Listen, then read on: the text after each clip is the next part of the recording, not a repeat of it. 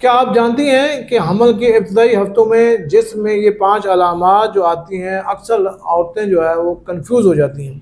इस पे आप आज बात करेंगे कि हमल के शुरू में क्या क्या अलामात होती हैं जिससे कंफर्म होता है कि आपको हमल हो चुका है।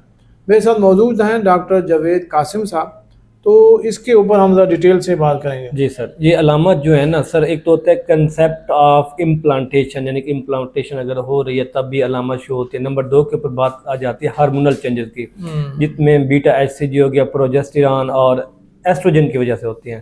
नंबर 1 के ऊपर अगर हम बात करें सर, नौजिया या मॉर्निंग सिकनेस जिसको हम कहते हैं, अक्सर खवातीन में बीटा एचसीजी हार्मोन की वजह से मतली का एहसास जो है पैदा होता है। मतली रहती है? जी सर, मतली हो जाती है। बीटा एचसीजी का अगर लेवल अप चला जाता है, तकरीबन 50 से 90% खवातीन के दौरान जो है हमल के दौरान मतली महसूस करती हैं। ये सिर्फ 6 से 12 हफ्तों में ऐसा महसूस होता है। कभी कभी उल्टी आ सकती है, और कुछ खवातीन ऐसी हैं जिनको उल्टी होती ही नहीं है।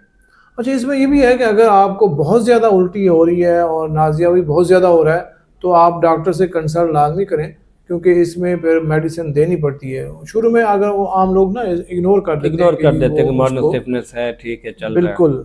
अगला जो पॉइंट है वो है ब्रेस्ट चेंजेस। ब्रेस्ट चेंजेस में होता है कि बाज़ औक़ात तो ब्रेस्ट के ऊपर सेंसिटिविटी ज़्यादा हो जाती है, टेंडरनेस हो सकती है, हैवीनेस भी हो जाती है, हैवीनेस हो सकती है, और निपल अराउंड जो है वो सारा उसका डार्क भी हो सकता है। ये भी ईस्ट्रोजन प्रोजेस्टेरॉन के हार्मोन की वजह से होता है, तो इसके ऊपर भी नज़र रखनी चाहिए। सर, इस स्टडी ये साबित करती है कि अगर प्रोजेस्टेरॉन की है उसकी वजह से जो ब्रेस्ट का साइज़ है वो भी इंक्रीज हो जाता है। अगर प्रेगनेंसी के साइन आ रहे हैं तो आपको ऐसा महसूस होगा जो आपका ब्रेस्ट है उसका साइज़ बढ़ गया है। नंबर 3 के ऊपर अगर हम बात करें, वो आ जाता है मूड स्विंग। थकन आ गया, इरिटेबिलिटी और मूड स्विंग जो है आम है। ये किसकी वजह से होता है? प्रोजेस्टेरॉन लेवल अगर हाई होना शुरू हो जाए, जिससे ब्लड प्रेशर जो है बढ़ता है और मेटाबॉलिज्म में तब्दीली होती है।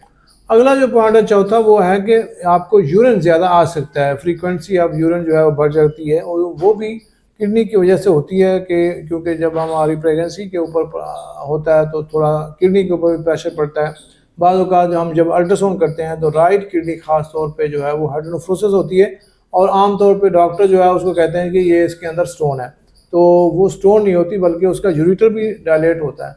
तो इसके ऊपर तवज्जो करनी है। अगर आप अल्ट्रासाउंड करवाएं, अगर आपका राइट किडनी जो है वो स्वेलिंग कर रहा है या सूजा हुआ है, तो उसकी परेशानी वाली बात जी, प्रेगनेंसी के दौरान ये नॉर्मल है। जी सर। हाँ, और अगला पॉइंट जो है लाइट ब्लीडिंग, या जिसको हम इम्प्लांटेशन ब्लीडिंग कहते हैं। 6 से 12 दिन के बाद ब्लीडिंग हो सकती है। उसका जो रंग है हल्का ब्राउन या पिंक होता है। ये नॉर्मल अर्ली साइन हैं, जो ब्लीडिंग हैवी नहीं। अगर आपको ब्लीडिंग ज़्यादा हो रही है, दर्द बढ़ रहा है, तो फ़ौरन जाके अपने जो कंसल्टेंट डॉक्टर, जो आपकी डॉक्टर जिससे आपका ट्रीटमेंट चल रहा है, उसको लाजमी विजिट करें और अपने जो सिम्टम्स हैं, जो ब्लीडिंग है, उसके बारे में उसको आप बताएं। सही हो गया। ये थे आज की हमारी वीडियो। इसमें 5 साइन आपको हमने बताया कि ये अर्ली साइन होते हैं जो कि प्रेगनेंसी में आ सकते हैं। देखते रहिएगा डॉक्टर अब्दुल हफीज़ का। कमेंट में बताइएगा आपको कौन से साइन महसूस हो रहे हैं, ताकि बाकी लोगों को पता चल सके, क्योंकि हर डिफरेंट खवातीन में डिफरेंट साइंस होते हैं। Thank you very much.